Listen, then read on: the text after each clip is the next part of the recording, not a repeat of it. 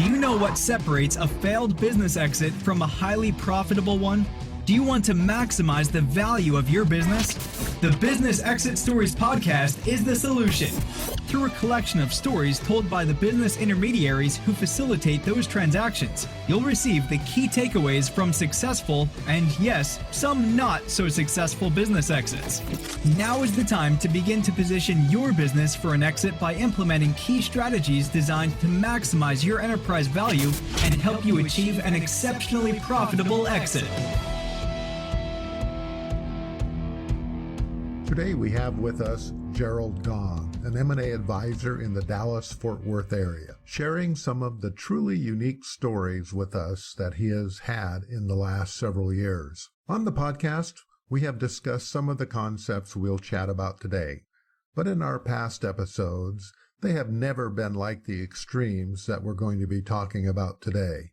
You really need to listen to these to see what can happen. For example, in the first story that Gerald shares is about a highly profitable business services company that has 5 highly qualified partners in the business handling all of the key functions of the company. These partners are committed to the business. They work 70 to 80 hours a week on the business and have done for years. One partner is the CEO, another the CFO, yet another the COO. The sales and marketing were handled by a partner, as was the IT department. Yet, even though this company was highly profitable, it turned out to be unsaleable. Why, you ask? Listen in and learn why. Next, we have a $35 million tortilla company with millions in profits that couldn't be sold. Yet, another example of critical strategic errors and mistakes that the entrepreneur made that made it literally impossible for this business to be sold. Every entrepreneur needs to learn from transactional stories like this so that you don't make the same mistakes these entrepreneurs did. You need to pay particularly close attention to several of these stories in this episode. Then we have a transaction where the wrong attorney nearly crashed the deal, and only when the attorney was fired did the deal close. To wrap things up, Gerald shares how not having the right advisor on your team that can position the company to properly generate 10 offers. And when you have competition like this, the deal heats up, causing the offering price to escalate and the terms of the deal to get better for the seller. You'll learn when you have multiple offers, your position in negotiating is enhanced as the profit and deal terms can get better and better, and what you need to do to create this type of situation. This is Marvin L. Storm with the Business Exit Stories podcast. Today we're here with Gerald Kong. Gerald, would you take a few minutes and talk a little bit about your company, where you're located, and maybe just a brief mention on your background? And then we're going to dive right in and talk a little bit about some of the transactions you've been involved in over your career, which I guess spans several decades. And I'm sure that the stories you're going to share today will have a lot of relevance for those that are listening in as they think about positioning their companies for an eventual successful and profitable exit. So, Gerald, talk a little bit about who you are and where you're located.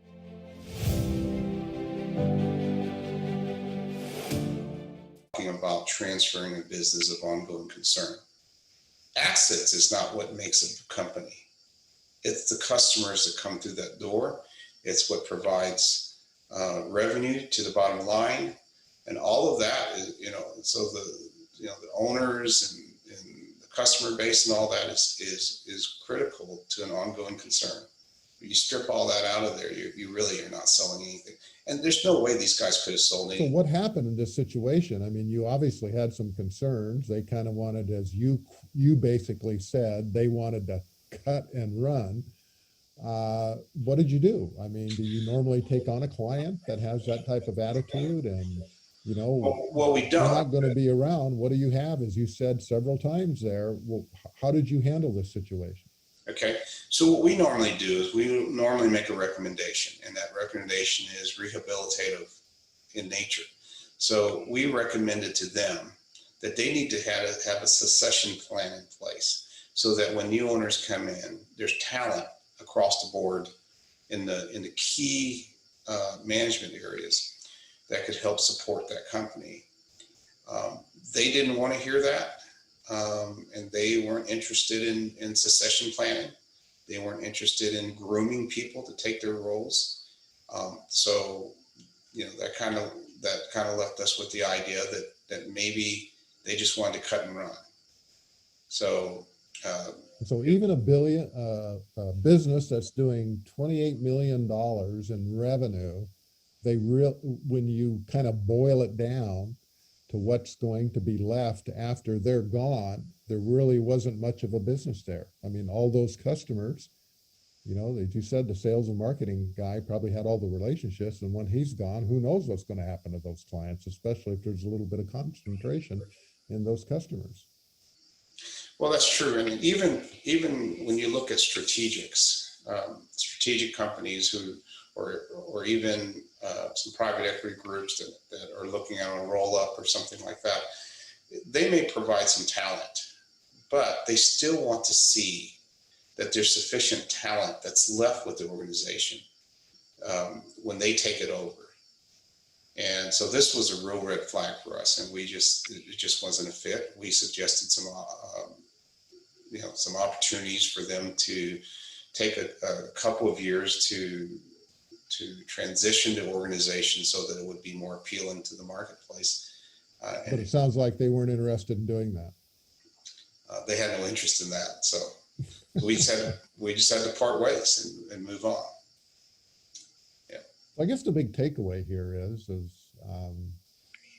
if there is not a management hierarchy in place, a management infrastructure to facilitate the succession of management to the new owner, the probability of finding the right buyer that's going to pay the price that the sellers want is probably not very likely. And you would probably spend a lot of work and effort and time and not get a deal done. That was kind of your conclusion, right?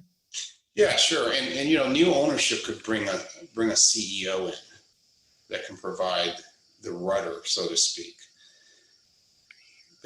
But new owners aren't going to want to replace the CFO, the sales and marketing guy, the operations guy, all the other critical pieces, because that's just too many pieces to have to replace. Now, what are they really buying? If there's no one there left, that's right. All of the brains of the business that made it a $28 million business goes out the door. What are you really buying? That's correct. Well, that's a great takeaway, Gerald. That's kind of a unique story that we haven't really had something that illustrates that principle of management hierarchy so dramatically, is that there was so much concentration in the owners of the business. We often hear one owner having a lot of, being the person that is difficult to replace, but they generally have other people that stay with the company. And in this particular case, that wasn't going to be the situation. Well, that's a great takeaway. Almost every interview that I've ever been involved with from the buy side, one of the first questions they ask is, how critical is the owner? Does he have any management support left when we take it over? And the answer is no, no, no, and no. They will lose interest immediately. So their answer is going to be no. Right? No, no, no, no, and no. And no, yes, no. Well, that's great. That's a great insight. Really approached from a little bit different than some of the other transactional stories we've had here on the podcast. So I appreciate you sharing that, Gerald. Well, let's talk about another transaction that was maybe from a fairly good sized company that maybe had a similar issue that just couldn't get sold. Right. Well, one of the other things that we measure for before we get on the dance floor, so to speak, with a client is client concentration. Think about this for a second. If any company has more than, say, 15, even 20% of their revenues going to one client, and that company loses that one client, they're dead. They can't make margin. In theory, I mean, all the profitability could go right out the door with just that one client. Sure. I mean, you'll never make margin. You'll never, you have a hard time making payroll.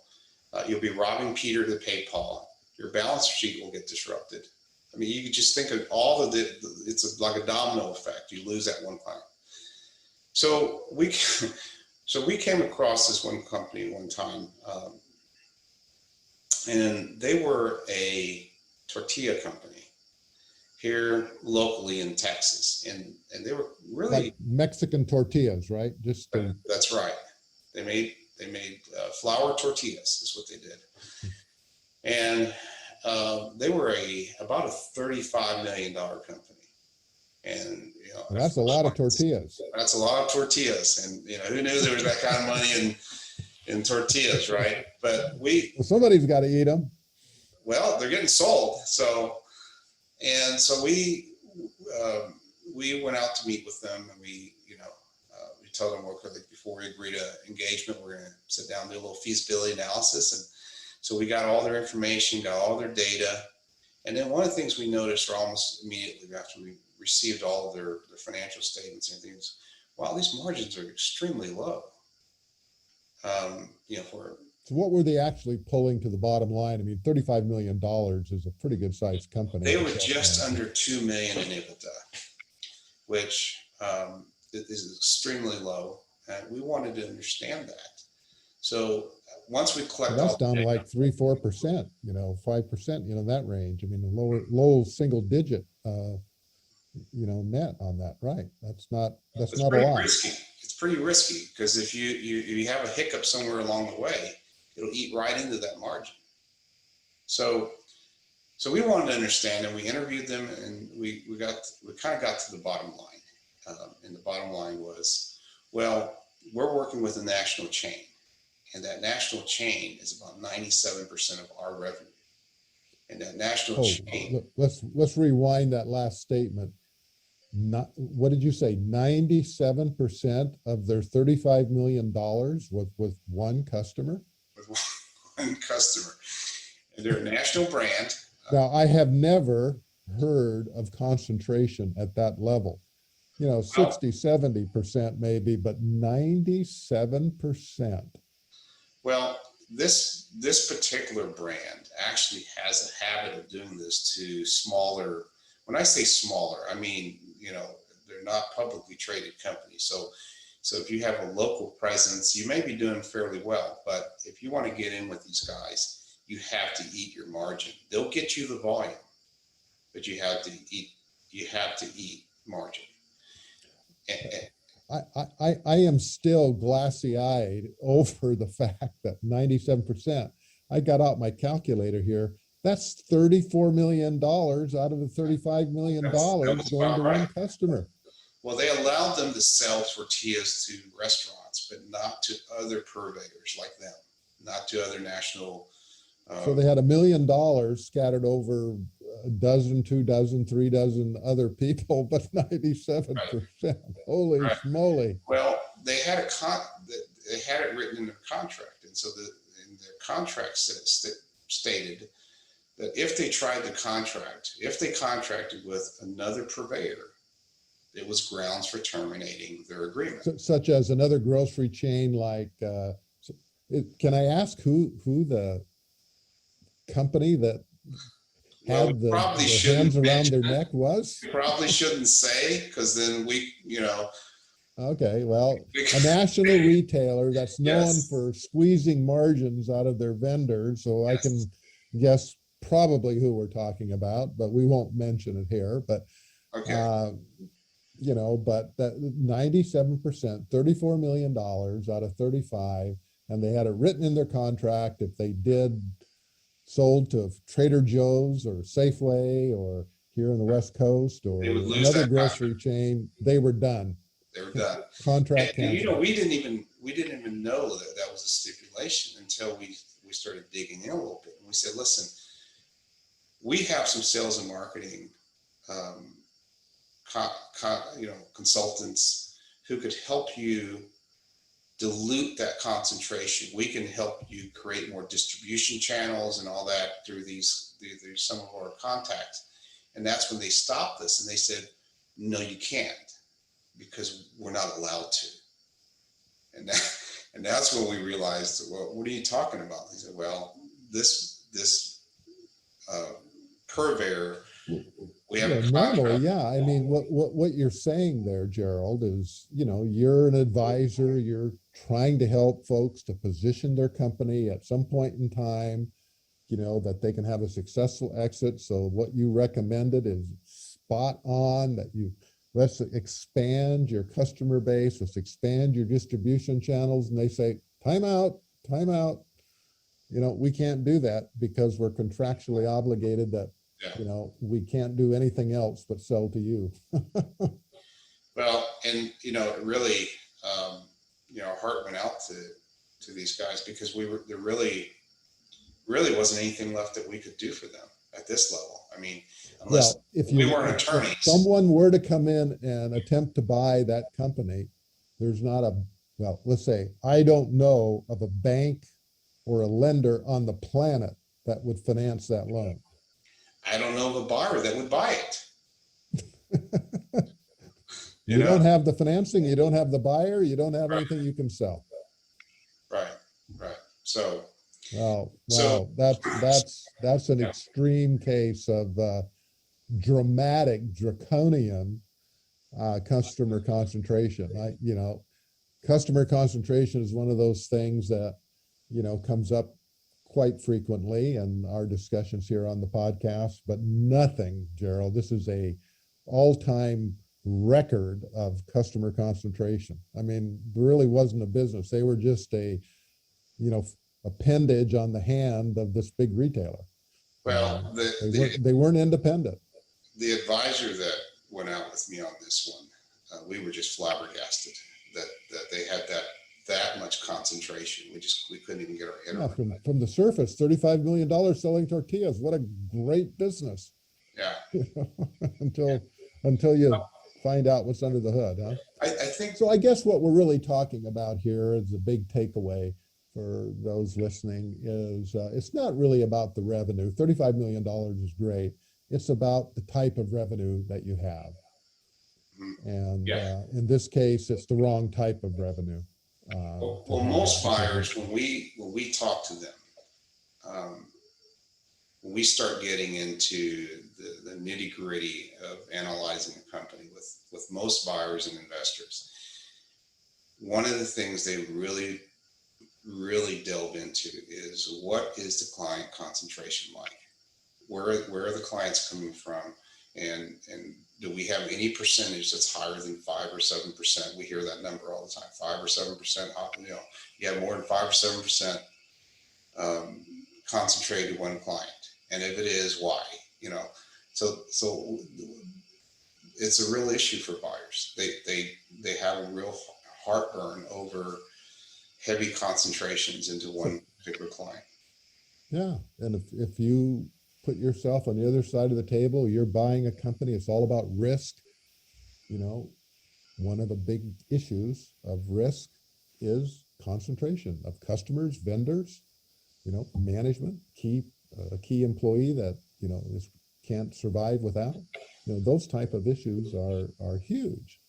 And so, in your role as an advisor, and you find someone that has 10, 15, 20%, you work with them over time to get that concentration down so that it doesn't become an issue in due diligence. It's just something that you can be checked off, that no one is more than 5, 7, 8% of revenue concentration. And if you don't have that, then it's an issue. And in this case, didn't have a company to sell, is what you're telling me.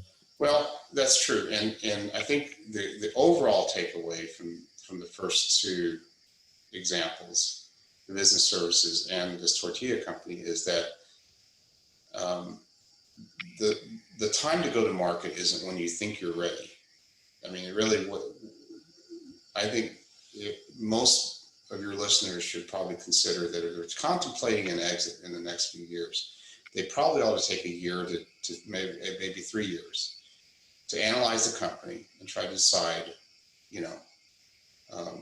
what their factors, what the critical factors are, and try to prepare it to go to market. Right.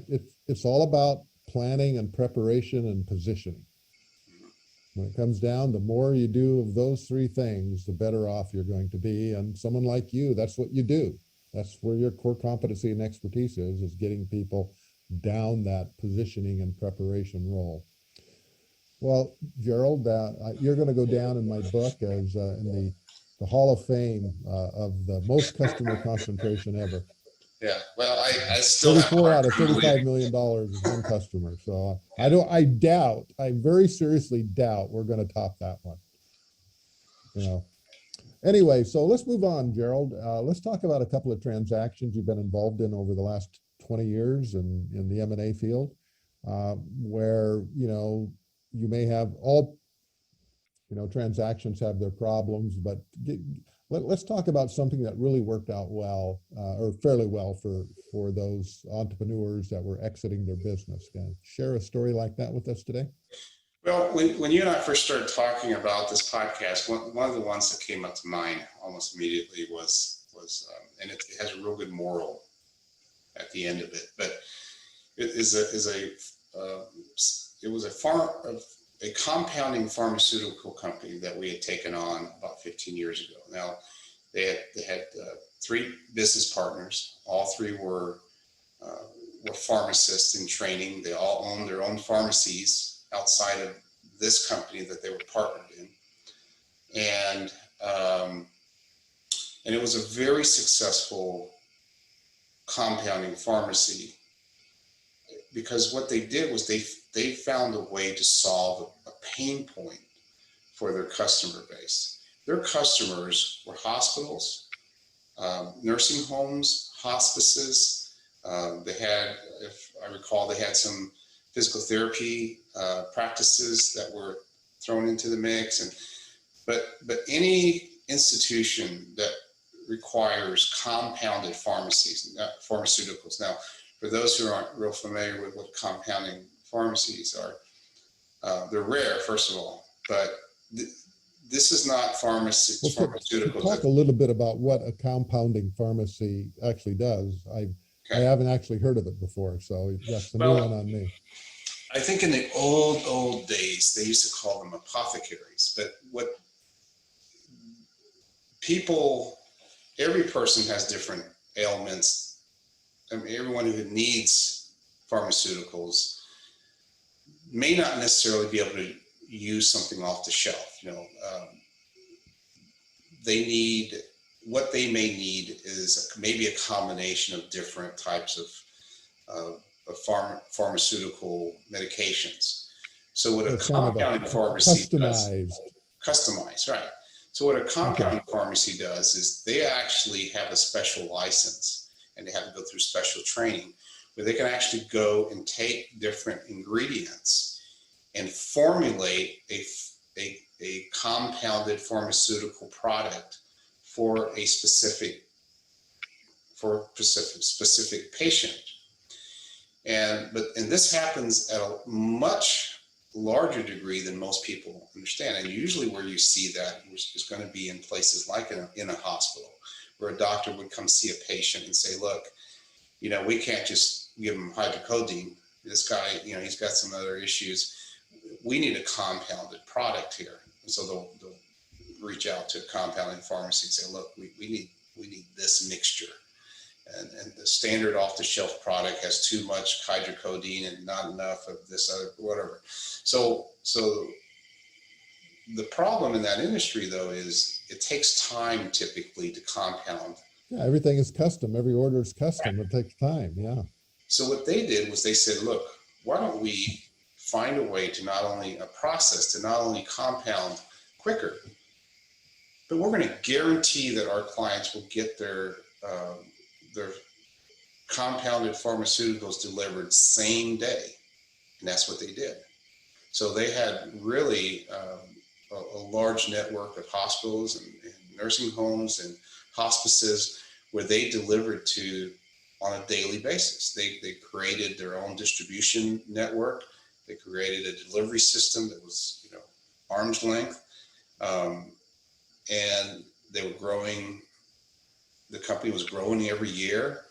The three partners were really not involved in the business. Well, they were involved to the extent that they were providing guidance, but they had pharmacists on staff who filled all the scripts, who were compounding and filling the scripts. They had entire staff that would prepare and package. They had a staff they had a separate entity that was a logistics company that would distribute all the pharmaceuticals and meet their guarantee. So they were kind of like the Domino's of the pharmacy business. They had guaranteed delivery. Yeah, they really were. So it was just a beautiful model, but you could tell when we met with these guys. And it sounds like, when you're doing custom compounding of different pharmaceuticals, that it was probably fairly profitable because they could charge a premium. They had spectacular margins, just phenomenal margins. Yes, you're right. They could, because no one else could get it there in the same day, really. I mean, very few other compounding pharmacies could actually get it there next day, and there was a whole lot of. And it sounds like they weren't integral to the business. They had their staff and trained pharmacists on staff that would go with the business. Mm-hmm. No, it was just a beautiful, beautiful company, all the way around. We loved it. When we did our measurement. Now they tried to go to market. What you're telling me, Gerald, is that they didn't sell 97% of their pharmaceutical goods to one hospital. No, and they didn't. And the three partners, when they exited, didn't take the business with them. Yeah. Oh yes. So okay, so we went out and met with them. We just thought we loved it as a team. We thought it was a great fit for us. So we agreed to engagement. We took them to market. And literally within under a month, 3 weeks maybe, we had over 10 offers on the company. Now remember, they were listed with two other firms before us. But what we had 10 offers roughly within a matter of about 3 weeks. We ran a cycle. And so, the offers. Were these offers from financial buyers, strategics, private equity, all the above? What? Almost exclusively, they were private equity and strategic.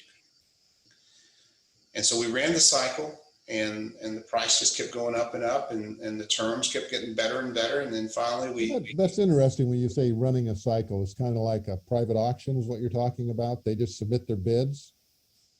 Well, we finally had to just put a deadline. But basically, yes, that's what it is. It's informing all the interested parties that there's multiple offers, and and eventually here's a deadline, and we need to know where you stand. And what happened as we were going along the way, the offers just kept getting higher and higher and higher, and then the deal terms kept getting better and better and better. And so anyway, we finally. That's an interesting comment that you made there. Not only the price was going up, but the terms started to get better, which means what? More cash up front, less carry. More cash up front. Rate. Yeah, but better. I believe cash is king, so I'm always going to try to get more cash at the closing table. So the cash component was getting higher at the closing table.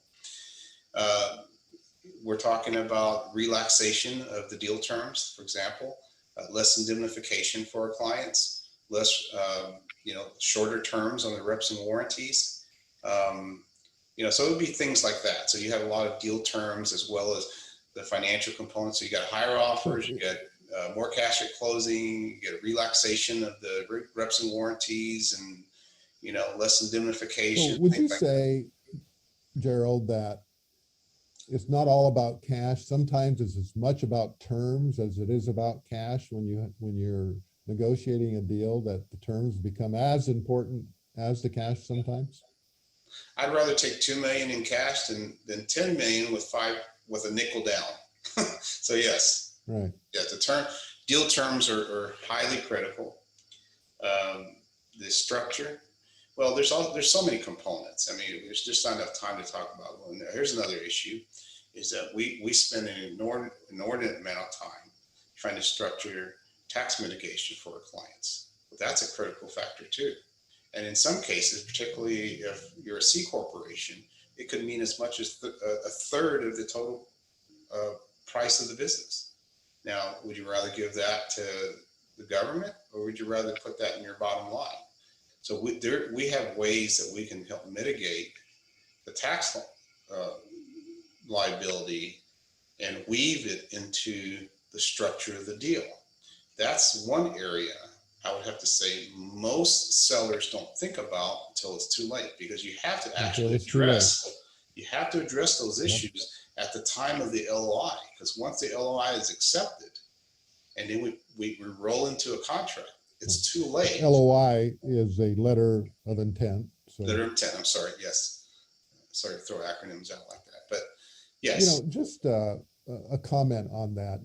Given the current environment that we're in with a new political administration here, and kind of the orientation and the philosophy of higher taxes, and especially looking at what is perceived by a lot of people as preferences to the upper 1%, giving preferable treatment on capital gains, of reducing or substantially, and in some cases aggressively, minimizing the capital gains treatment and increasing that rate. It's going to become a bigger issue in the future than it is today. I mean, by all measures, over the time that capital gains treatments have been, historically available, we're on the lower end of what capital gains have been.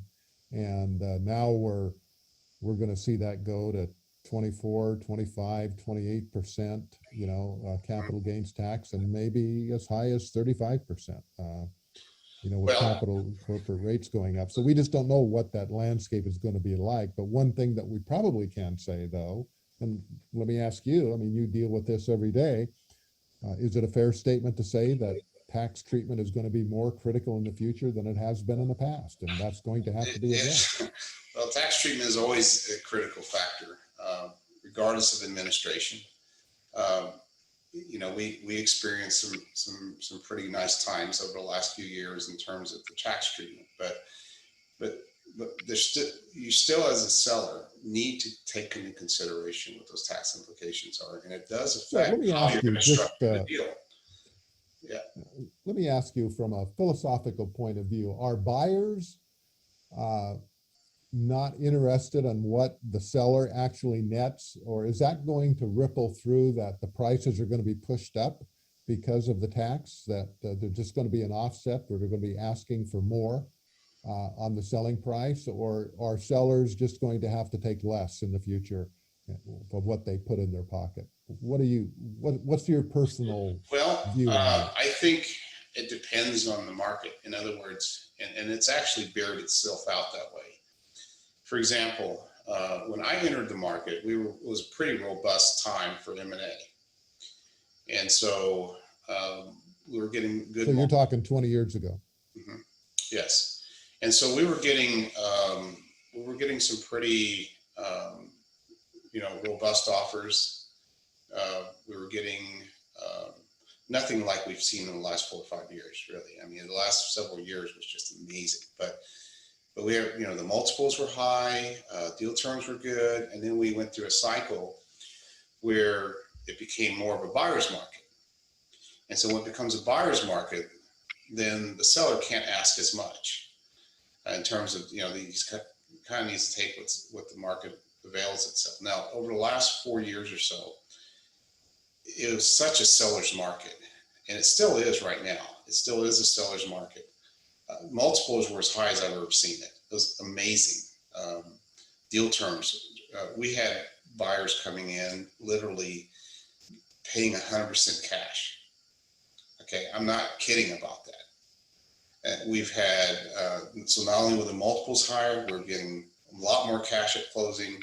We had buyers coming in saying, look, 1 year, we'll cap all reps and warranties out a year. We won't even ask for indemnification.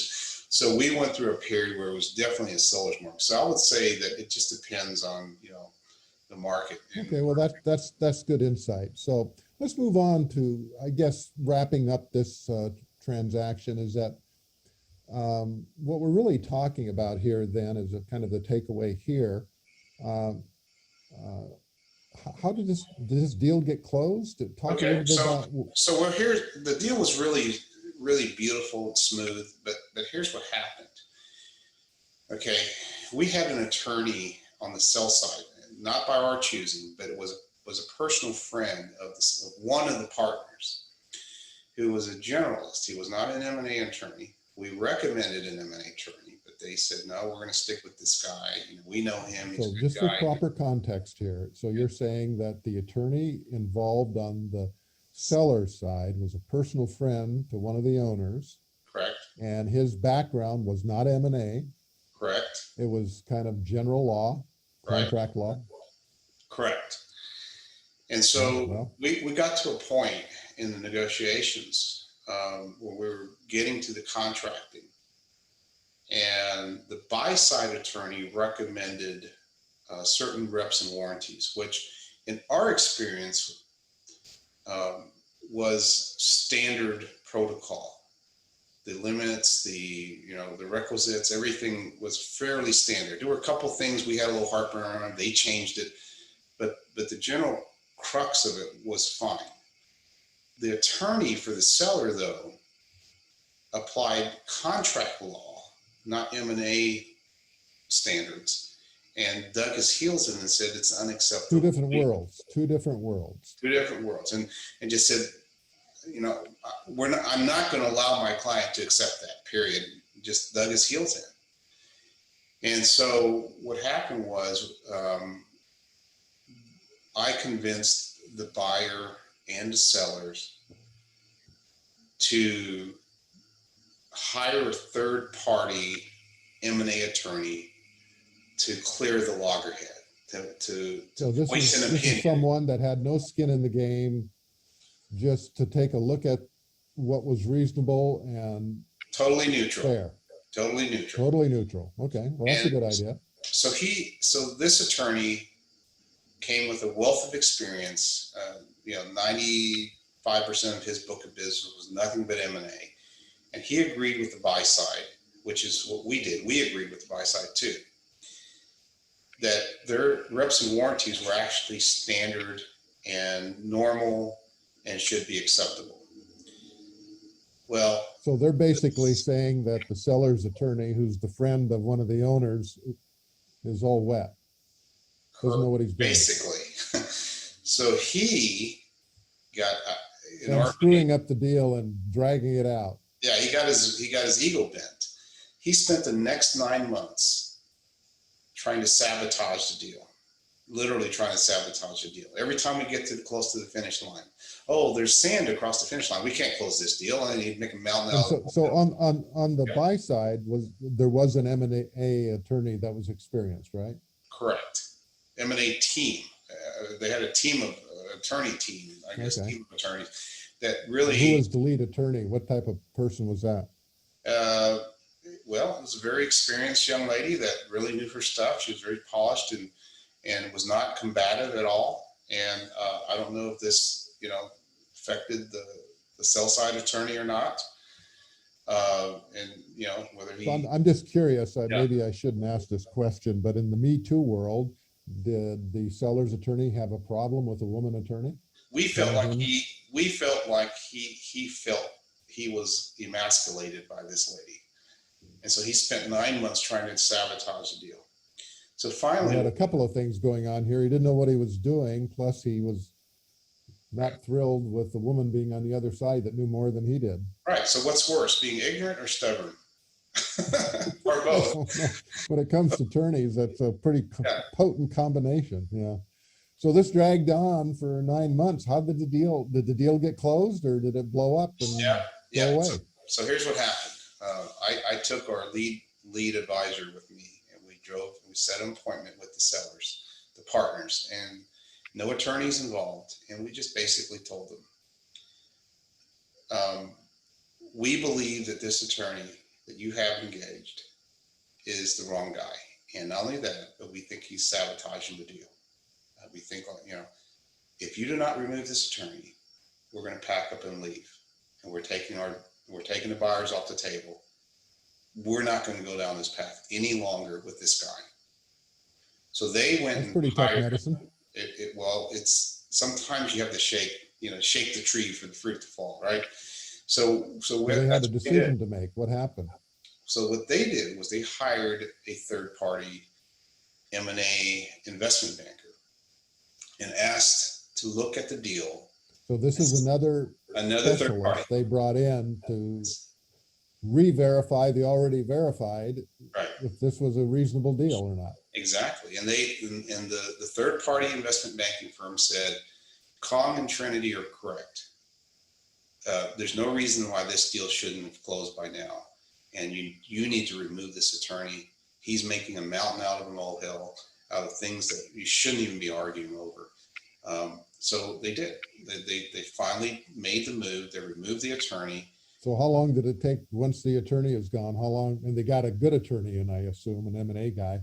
How long did it take to get the deal done? Yeah, we recommended an M&A attorney, and he came in, and within, I'm not kidding, in less than 2 weeks, we closed the deal.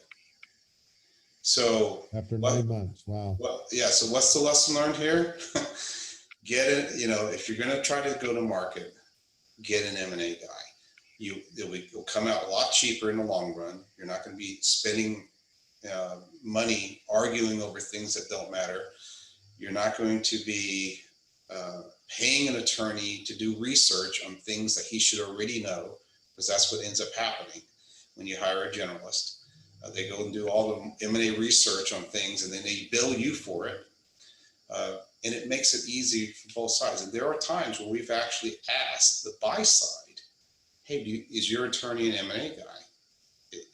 If he's not, we'd like for you to. Well, I would imagine from your chair that you sit in, if you find out the attorney on the buy side is a generalist and a corporate law attorney, transaction attorney, you just may not even consider that offer because you know where it's going. Well, it just makes it easier all the way through, because now you have two attorneys who know what the germane issues are. They know what they should and shouldn't be digging their heels on. They understand the process. They know what the reps and warranty standards are. They know, they understand the process. They have a good grasp of the issue. Well, I think this is a great example of, hire the right advisors. As you said, in the long run, they may be a little bit more expensive, but you'll save money in the long run. I heard someone tell me one time, it's, getting the right advisors, whether it's an attorney or anyone else on your team, you don't want a bicycle mechanic working on your Porsche. It's just not going to have a good outcome. So while they both might be mechanics, their level of competency and expertise is just not in the same realm or world. And correct. So that's right. Hiring the right advisors, attorneys, M&A advisors, financial people to surround yourself with is the big takeaway here, I think. And your life will be a lot easier. Well, this has been delightful, Gerald. I appreciate you taking the time. You obviously have a lot of experience. You've developed an internal process to identify those key components that seller needs to prepare and position their business for, that buyers are going to be looking for. And you might as well get those things down because the questions are going to be asked. And if you have good answers, the transactions will go a lot smoother. So I appreciate your time. Gerald, if someone wanted to reach out and get a hold of you down there in the Texas, Fort Worth area, or any place around Texas, I guess, how would they reach out and get a hold of you? Well, our domain is trinitytransactions.com. Phone number is 972-238-8400. Or if they get to the website, they can certainly make an inquiry on one of the fields. We have some forms they can fill out and it'll get to us. And okay, well, cool. Yeah. Well, you've shared a lot of good insights with us here today, Gerald. I appreciate that. And so as we wrap it up here today, I would just like to have everyone know that the episodes coming up are going to be more interesting transactional stories like we've talked about here today, talking about those things that you need to do to position your business for an exit down the road. And you get the insights from people that are, do this on a day-to-day basis. So this is Marvin L. Storm with Business Exit Stories, and we'll see you on the next episode.